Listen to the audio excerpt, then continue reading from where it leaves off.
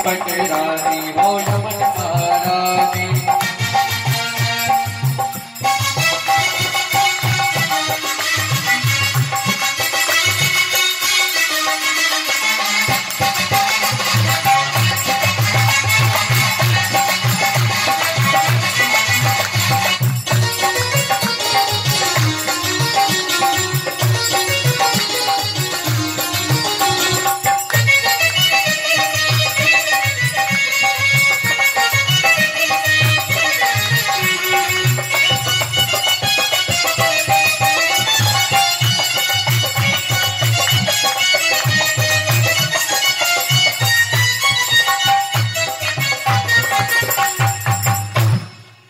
श्याम सुंदर यमुने महारानी की जय।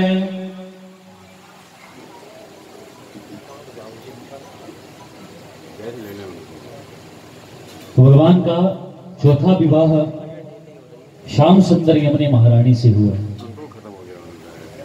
हमारे बीच में हमारे अनुज छोटे भ्राता पंडित जितेंद्र जी शर्मा, आपका बहुत बहुत स्वागत, बहुत बहुत वंदन। भगवान का पांचवा विवाह लक्ष्मणा जी के साथ हुआ।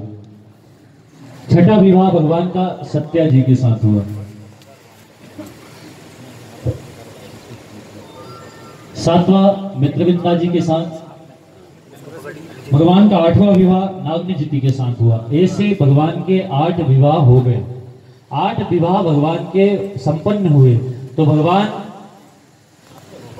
यही अष्टधा प्रकृति है। गीता में भगवान कहते हैं कि अर्जुन, यही अष्टधा प्रकृति है जो 8 पटरानी भगवान की, भगवान ने इन्हें पटरानी बनाया। यही अष्टधा प्रकृति बताई गई। अब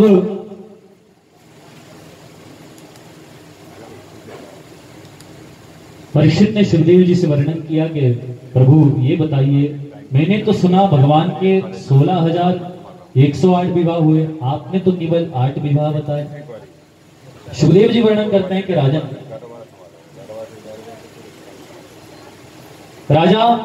एक महिपाल था, नरक था, राजा था। वह राजा भूमि से उत्पन्न हुआ था। उसका नाम भौमासुर था। उसमें अपार बल था। उसका संकल्प गलत था। वो जहां भी जाता वहां की नवयोजनाओं को उठाकर ले आता था। और उसका ऐसा संकल्प था कि जब 20,000 हो जाएंगी उस समय सबके साथ एक साथ विवाह करूंगा। उसका संकल्प गलत था। भगवान को इसकी सूचना मिली। भगवान ने विचार किया कि ये धर्म के विरुद्ध है, ये अधर्म है और मैं यहाँ पर धर्म की स्थापना करने आया हूँ। तो भगवान ने जाकर भौमासुर से युद्ध किया और उसके कारागृह से और नवयौवनाओं को मुक्त किया। अब वो नवयौवनाएं उस समय कारागृह में 16,100 थी। उस समय 16,100 नवयौवनाएं थी। भगवान ने उन्हें मुक्त किया और कहा कि देवियों, आप स्वच्छंद कहीं भी जा सकती हैं। अपने अपने घर गई। घर वालों ने मुंह बोल लिया कि तुम भौमासुर राजा के कारावास में होके आई हो, अब हमारा तुम्हारा रिश्ता खत्म, हम तुम्हारे कुछ नहीं लगते। समाज में कुछ लोग पूर्णता की दृष्टि से देखते हैं। लोगों ने गलत कमेंट्स किए। फिर ठाकुर जी की शरण पकड़ी, भगवान की शरण में आइए कि प्रभु आपने हमें मुक्त तो किया, लेकिन ये कैसी मुक्ति, क्या चाहती हो बताओ।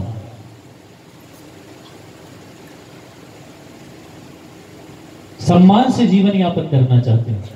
उन्होंने कहा, भगवान ने प्रस्ताव रखा कि यदि आपको कोई आपत्ति नहीं हो तो मैं आपको जगत में सम्मान भी दिला दूंगा।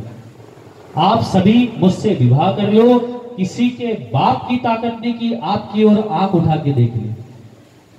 नारायण की पत्नी कौन देख सकता, ठाकुर जी की पत्नी किसकी ताकत, कोई गलत कमेंट्स कर दे भगवान के लिए। तो उन देवियों को भगवान का प्रस्ताव बहुत समझ में आया, बहुत मन में भाया। उस समय भगवान ने 16,100 विवाह किए। ऐसे करके भगवान के 16,108 विवाह हुए। इसमें 8 भगवान की पटरानी हैं और 16,100 रानी हैं भगवान की। इस प्रकार भगवान के 16,108 विवाह संपन्न हुए।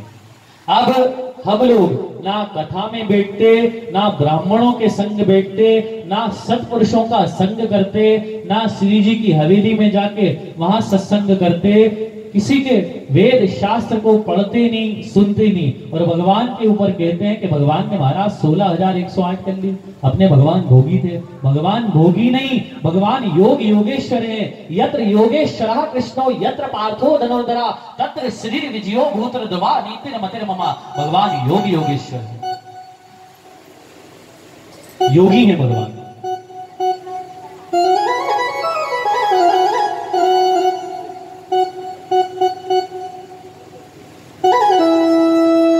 भगवान ने भोग नहीं भोगा, योगी है भगवान।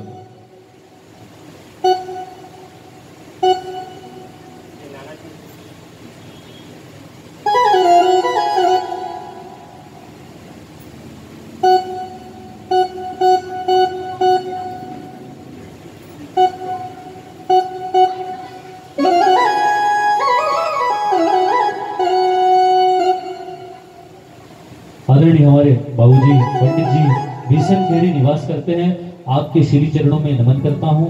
आपका आशीर्वाद प्राप्त हुआ, बहुत बहुत धन्यवाद, बहुत बहुत साधुवाद। तो भगवान के 16,108 विवाह हो गए।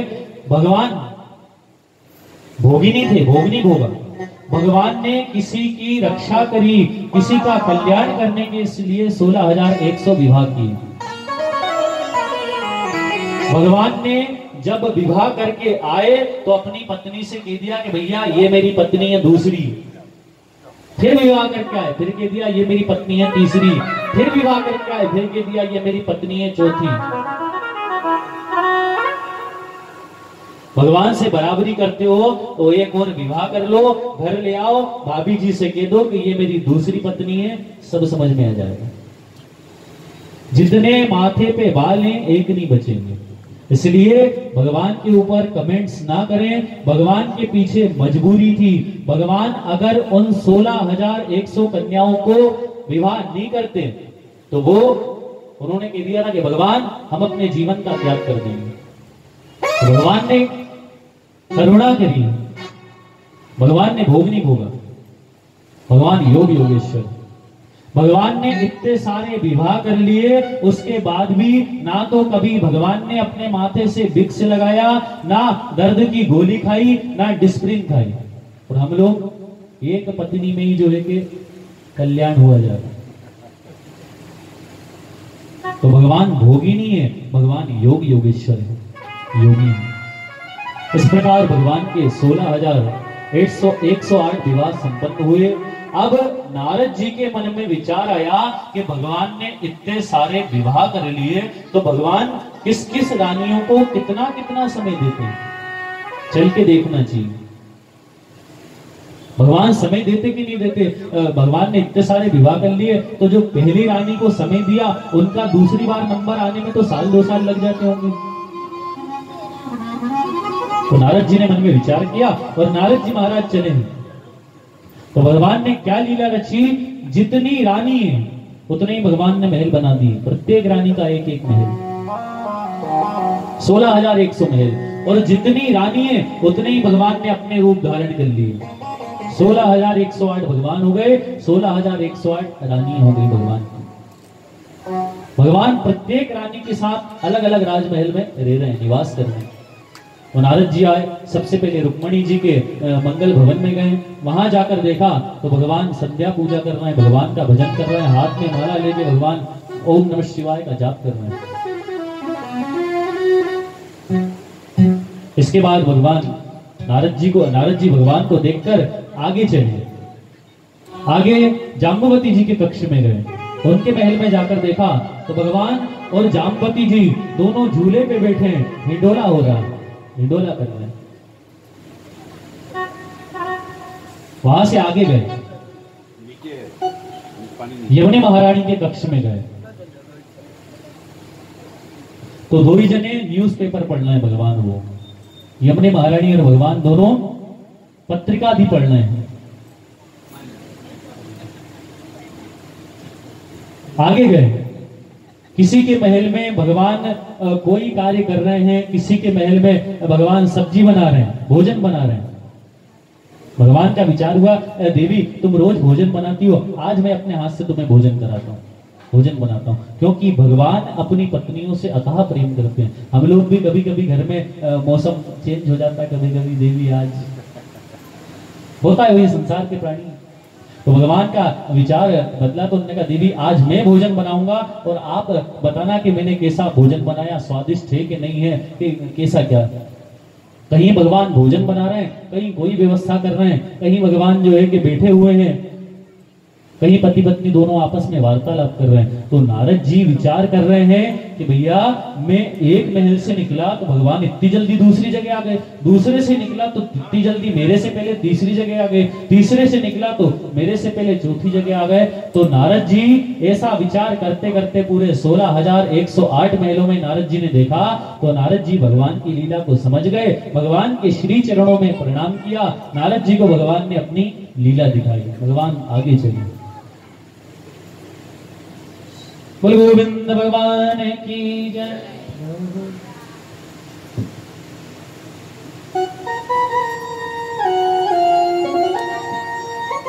भगवान ने अनेकानेक लीला की।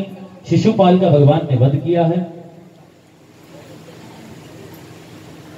भगवान ने शिशुपाल का वध किया। शाल्व का भगवान ने वध किया।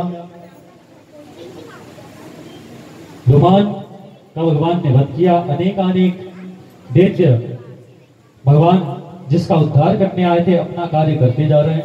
आगे भगवान चले।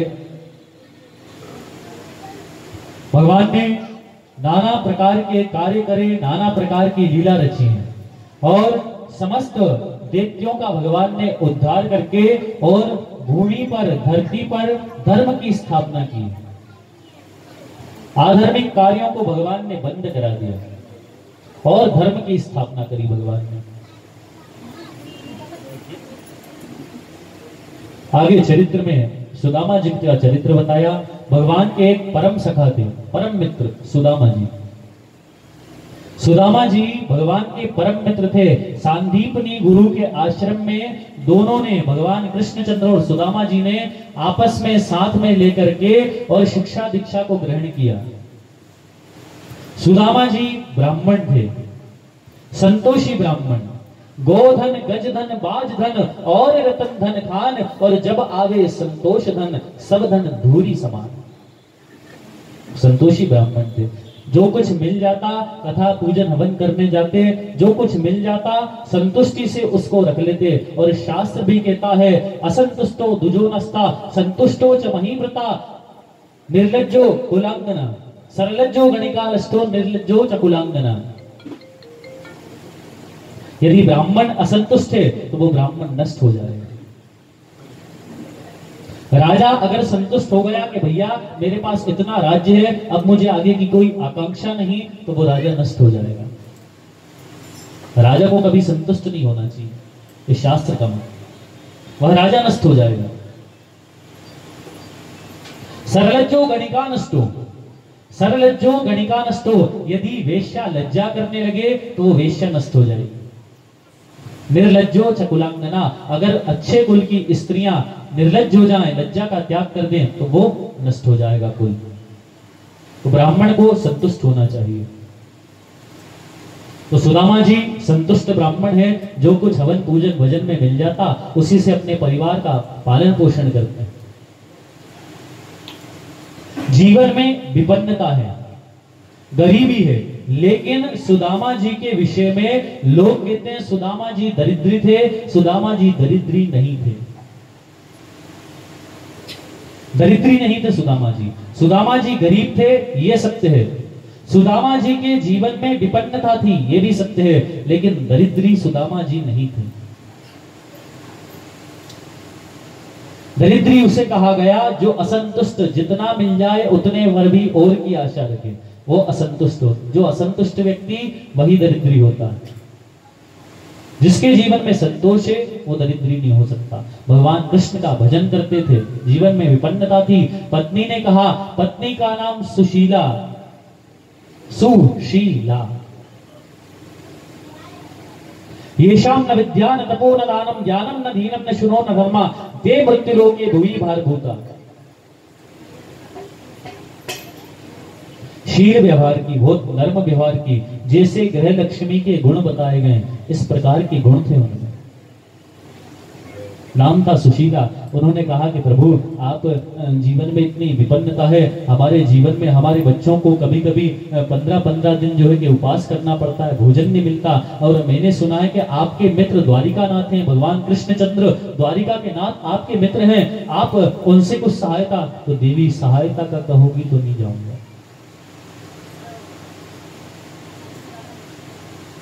मेरे मित्र हैं, ये सत्य है। तो भगवान ठीक है, लेकिन आप उनके दर्शन ही करिए, उनसे मिलिए। आओ, बचपन में मिले थे, बहुत समय हो गया, उनसे मिलके आ जाओ। तो सुदामा जी मिलने गए। अब मिलने जाऊं तो सुदामा जी ने कहा कि कृष्ण मुझसे उम्र में छोटा है, धन में नहीं, उम्र में छोटा है। और यदि आपसे उम्र में कोई छोटा है तो आपको उसको कुछ ना कुछ भेंट स्वरूप देना पड़ता है, उसको कुछ ना कुछ भेंट आपको देनी पड़ेगी। अब मैं कृष्ण से मिलने तो चला जाऊं, लेकिन मेरे पास है क्या देने को? पत्नी ने कहा आप चिंता मत करो, मैं कुछ व्यवस्था करती हूँ। सुशीला, जो जिसमें सु अर्थात सुगुण हो, सद्गुणों की खान, शीला अर्थात नर्म व्यवहार हो। पड़ोसियों से जाकर 3 जगह से तांदुल लेकर आई, चावल लेकर आई। चावल लेकर आई है और चावल को अपने साड़ी के पल्लू में बांधा। साड़ी के पल्लू में बांधा, साड़ी इतनी झिरझिरी थी तो 4 घड़ी करके और उसी पल्लू में बांध दिया। और रोती जा रही, आंखों से अश्रुधार बहती जा रही है कि हमारे जीवन में इतनी विपन्नता के भगवान से मिलने के लिए हमारे पास एक मुट्ठी चावल भी नहीं कि ठाकुर जी के श्री चरणों में समर्पित कर दें। इतना भी नहीं, रोती जा रही। तो जो जब रोई, अश्रुधार गिरी, तो वो अश्रु की धार चावल में नहीं गिरी, तांदुल में गिरी। जब उन चावलों में अश्रु की धार गिरी तो लोग कहते हैं कि भगवान ने, सुदामा जी ने भगवान को कच्चे चावल खिलाए। कच्चे चावल नहीं खिलाए, कच्चे चावल नहीं खिलाए भगवान। श्री वल्लभाचार्य जी सुबोधिनी जी में लिखते हैं कि वो अश्रुधार से, उस आंसुओं से वो चावल पक गए थे, चावल बन गए थे, सिद्ध हो गए थे। आप यदि घर में थोड़ा चावल लीजिए और उसे पानी में भिगो के, उसका पानी निकाल के उसे सुखाने रख दीजिए, सुखाने रख दीजिए। लेकिन सूखने के बाद जब आप उसे उठाएंगे तो वो टूट जाएगा, बखर जाएगा, अखंड नहीं रहेगा, टूट जाएगा। और अश्नुओं की धार से वो चावल पक गया था। सुदामा जी लेकर द्वारिका नाथ के पास गए, चावल लेकर गए द्वारिका नाथ के पास।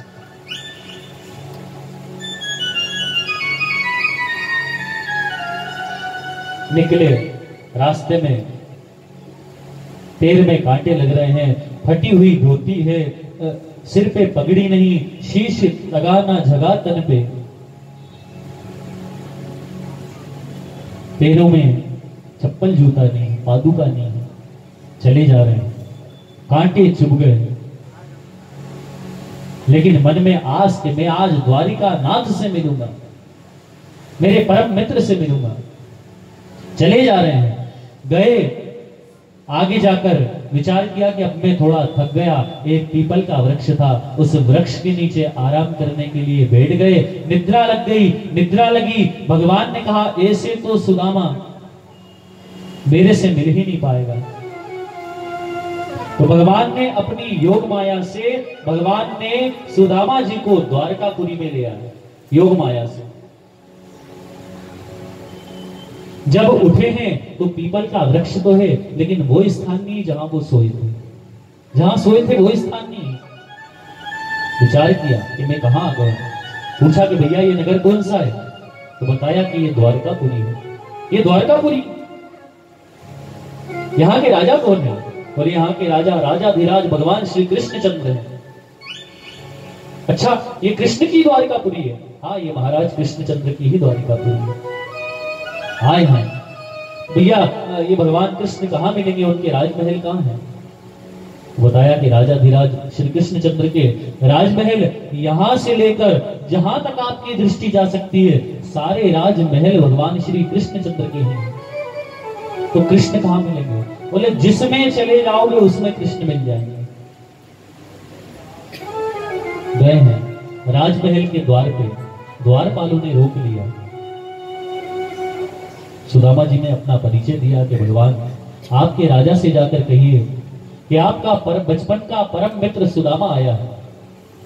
द्वारपाल ने जाकर भगवान से कहा कि प्रभु, एक गरीब ब्राह्मण जिसकी धोती फटी हुई है, पांव में बेमाई फट रही है, सिर पर उसके पगड़ी नहीं है और बहुत गरीब है,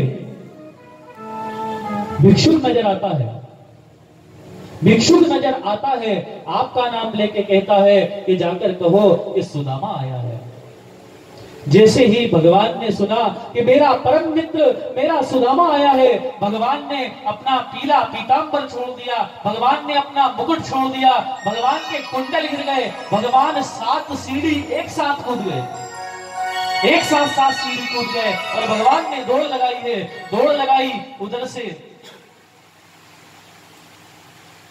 सुदामा जी को मिलने के लिए दौड़ लगाई। मेरा परम मित्र सुदामा आया है, आज जीव से ब्रह्म का मिलन होगा। जाकर सुदामा जी को गले से लगाया, अंक में भर लिया कि अरे सुदामा, राजमहल में लेकर आए। भगवान ने लाकर सुदामा जी को अपने राजमहल में अपने सिंहासन बैठा दिया। अपने सिंहासन, जिस सिंहासन पे राजाधिराज श्री कृष्णचंद्र का राज्य है, उस सिंहासन पर लाकर उस गरीब ब्राह्मण को बैठा दिया जिसके पैर में जूता तक नहीं। क्यों? भजन करा भगवान का, तप करा, भगवान को भजा, उसने भगवान से प्रेम किया, प्रेम करा भगवान से। हम लोग प्रेम तो करते हैं लेकिन हम संसार से प्रेम करते हैं। कोई पत्नी से प्रेम करता है, कोई धन से प्रेम करता है, कोई बच्चों से प्रेम करता है, कोई संपत्ति से प्रेम करता है, लेकिन सच्चा प्रेम जीव का ब्रह्म से होना चाहिए। सच्चा प्रेम ब्रह्म से हो। भगवान लेकर आए, बिठाया, राधा रुक्मणी जी खड़ी थी, उनसे कहा एक बड़ा थाल लेकर आइए, जल लेकर आइए, ये मेरा परम मित्र सुदामा है, ब्राह्मण है, इनके चरणों को धोऊंगा।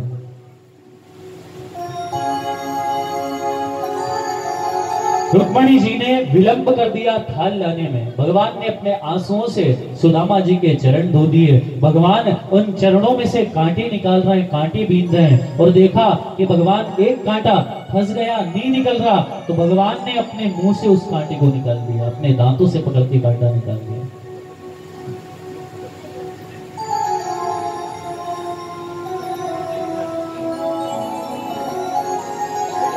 भगवान ने चरणों से कांटे निकाले। सुदामा से पूछा, और मित्र सब आनंद मंगल शादी विवाह किए नहीं किए? सुदामा जी कहते हैं भैया कर लिए, 3 बच्चे हैं और सब आनंद, सब भैया ठाकुर जी आपकी कृपा है। ठाकुर जी की सब कृपा।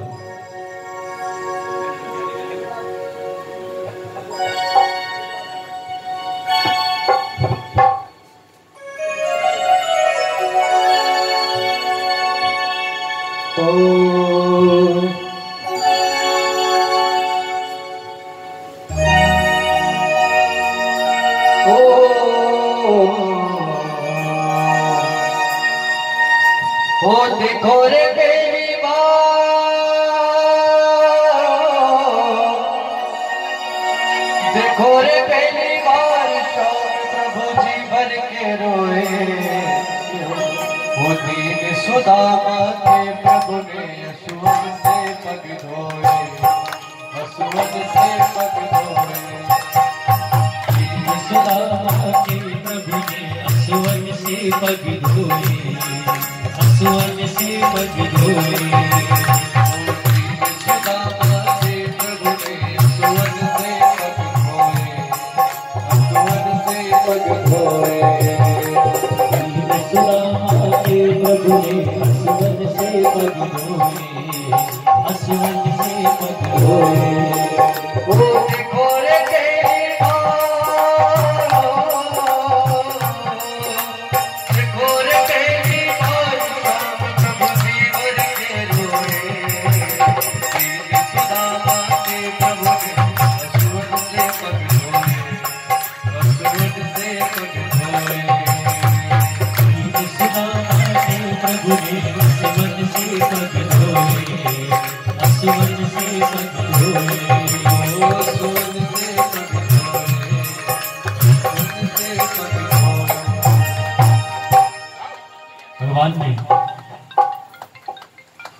अश्रुधार से सुदामा जी के चरण धुलाए। दोनों मित्रों ने आपस में वार्तालाप करी। रात भर बैठ करके दोनों मित्र अपने बचपन की याद कर रहे हैं, वार्तालाप कर रहे हैं। और सुदामा जी से भगवान ने कहा, वे सुदामा, क्यों खाए तूने वो चने जो गुरु माता ने दिए थे? तुझे जीवन भर दुख नहीं भोगना पड़ता। सुदामा जी कह रहे हैं, प्रभु आपको क्या बताऊं, मैंने वो चने क्यों खाए? क्योंकि अगर मित्रता देखनी है तो कृष्ण और सुदामा की देखी। सुदामा जी ने चने इसलिए खाए, सुदामा जी ब्राह्मण थे और खलिया परिषद ब्राह्मण नहीं थे, सत्यनिष्ठ ब्राह्मण थे, भगवान का भजन करते थे। उनके पास वो बल था, वो शक्ति थी कि वो भूत भविष्य और वर्तमान सब देख सकते थे।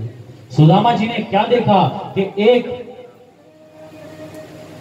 एक बूढ़ी अम्मा भिक्षुक थी, भिक्षा मांग रही थी।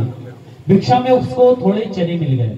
वो चने अम्मा ने थोड़े खाए और बाकी रख लिए। अम्मा को ऐसा लगा कि अब मैं थक गई, मुझे विश्राम करना चाहिए। अम्मा एक नीम के वृक्ष के नीचे बैठ गई। अम्मा के पास वह चने की पोटली रखी हुई थी।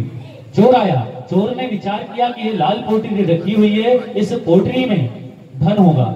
धन चोर चुरा कर ले गया। जाकर के चोर सांदीपनी गुरु के आश्रम में पहुंचा चोरी करने के लिए। गुरु माता जाग गई। उन्होंने देखा कि कुछ खटपट है। चोर ने देखा कि कोई जाग गया तो चोर उन चने की पोटली को वहीं रखकर भाग गया। माता ने आके देखा चने की पोटली रखी हुई है, चने की पोटली को उठाकर रख दिया। जब दोनों मित्रों ने कहा कि गुरु माता, वे सुदामा और कृष्ण दोनों जंगल में लकड़ियां की ताई जा रहे हैं, लकड़ियां लेने जा रहे हैं, तो गुरु माता ने वही चने कृष्ण और सुदामा के लिए सुदामा जी के हाथ में दे दिए कि भैया तू भी खाना और कृष्ण को भी देना, दोनों आपस में बांट लेना। और इधर वो बुढ़िया मैया जो थी जिसके चने थे, उसकी जब निद्रा टूटी तो उसने ये विचार किया कि मेरे चने तो है ही नहीं, तो उसने श्राप दिया था कि जो इस चने को खाएगा, जो मेरे चने को खाएगा, वो जीवन भर गरीब रहेगा। तो कृष्ण, मैं तुझे कैसे वो चने दे देगा? सुदामा जी ब्राह्मण थे, उन्होंने अपने योग तप के माध्यम से जान लिया था, इसलिए कृष्ण को चने नहीं दिए। उन्होंने अपने मित्र से कपट नहीं रखा, अपने मित्र का ध्यान रखा। अपने मित्र के जीवन में दुख नहीं आना चाहिए। मैं सारा जीवन दुख उठा लूंगा, लेकिन मेरा मित्र दुखी नहीं होना चाहिए। इसे कहते हैं मित्रता। मैं सारा जीवन दुख उठा लूंगा, लेकिन मेरे मित्र के जीवन में दुख नहीं आना चाहिए। आपस में दोनों मित्र वार्तालाप कर रहे हैं। वार्तालाप करते करते समय व्यतीत हुआ। सुदामा जी ने कहा कि प्रभु अब आज्ञा हो। भगवान ने कहा कि सुदामा जा रहे हो, मेरे मित्र हो, मेरे लिए कुछ लाए नहीं। तो भगवान, सुदामा जी वो पोटली छुपा रहे थे, लेकिन भगवान ने देख ली और देख करके भगवान ने सुदामा के हाथ से वो पोटली छीनी और तांदुल खाना प्रारंभ किया। पहली मुट्ठी खाई, दूसरी मुट्ठी खाई, तीसरी खा रहे थे, रुक्मणी जी ने हाथ पकड़ लिया कि महाराज,